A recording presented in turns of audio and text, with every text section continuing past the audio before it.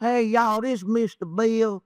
I want to read a passage of scripture found in the book of James, chapter 4, beginning with verse number 1. I got to get some things off my heart now.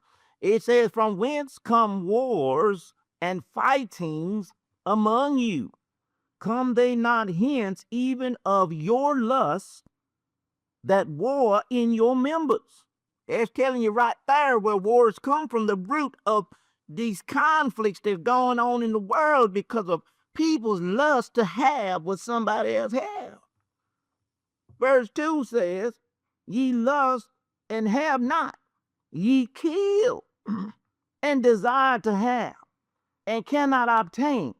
Ye fight and war, yet ye have not because ye ask not."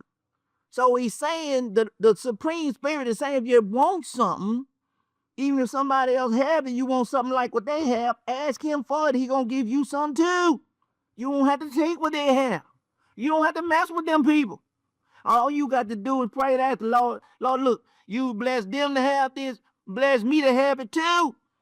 You don't have to go and hurt nobody for what they have now.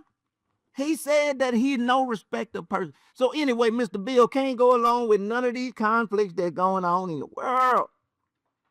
The Supreme Spirit did not create you and I to kill one another, to hurt one another. That's not why he created us now. We both get along, and there's no reason why we can't get along. We can get along if we want to. Did you hear what I said? We can get along if we want to. That's the key. Do we want to get along? That is the whole key right there. Let's take care of each other now and stop all this fighting and fussing and all kind of stuff going on in the world. Too much.